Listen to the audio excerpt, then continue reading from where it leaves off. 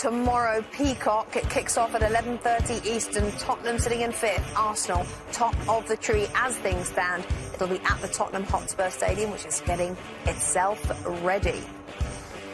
Now, some disappointing news, though, for Arsenal fans. It does appear that Chelsea have reached an agreement with Shakhtar Donetsk, not Arsenal, for Mykhailo Mudryk for up to $108 million. Now, Mudryk has been flirting, you have to say, with Arsenal on his social media accounts over the past month or so, and it did look like Arsenal were the club that were going to get him. But Shakhtar have confirmed that a deal with Chelsea for Mudryk is now, and I quote, very close. Tim, if you're an Arsenal fan and you're thinking you're this close to Mudryk and that kind of money, and then he's gone to Chelsea, you're feeling what right now? Well, if you're Mudryk, stay off social media, number one. Deflated to an extent. I mean, it's a big fee as well. Oftentimes, the players with that fee, even though he's incredibly highly touted, don't often work out. So maybe you get lucky. I think Nketiah has been, for me, I'm not so worried about it because Nketiah has been really good in replacement of Jesus, and I know that Mudryk is more of a winger. But right now, things seem stable at Arsenal. I don't think it's doom and gloom. Certainly a big miss because that was the #1 target, and you don't want to be at the top of the table missing targets. But for me, it's not the biggest thing in the world. Interesting, but it's not a good look, and Arsenal fans are not very happy if social media is something to go by. But interesting enough, Rebecca, I think Mykhailo Mudryk will come out tomorrow and use it as a motivator. Listen, Mudryk hasn't kicked a ball for Arsenal. You don't know if he'd come in that team and play well, if things would go wrong. I think he'll be saying tomorrow, well, he's gone to the other place. It was nowhere near winning titles. This is why we've got to go and get the job done tomorrow. It's a huge game tomorrow, and lots of motivational facts all over the park. Mudryk and winning, and Man City losing today.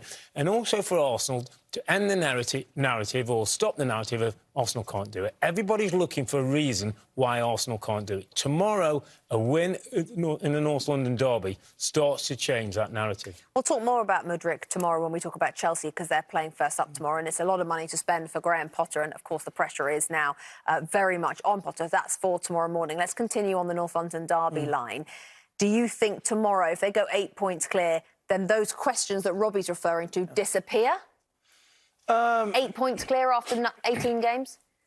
I don't know if they completely disappear, but to Robbie's point, like, let's say Mudryk was never even mentioned. I still think Arsenal are genuine title contenders. I still think they're genuine favourites, even without Jesus, with the injury. So, again, I'm not as worried about them missing out on him.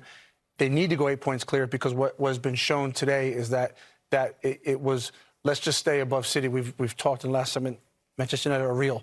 This is real. There are now teams that can take real points off of Arsenal if they're not careful. So it's massive that they go 8 points clear tomorrow. You talk about motivation for Arsenal. What about Harry Kane's motivation? That he is 2 goals away from Jimmy Greaves' record, which he could do in the North London derby tomorrow, plus the fact that Tottenham need to get back into the top 4. Tottenham need to get back in the top 4. Tottenham want to stop Arsenal winning title. Harry Kane wants to break Jimmy Greaves' all-time record for Tottenham. So absolutely lots of motivation.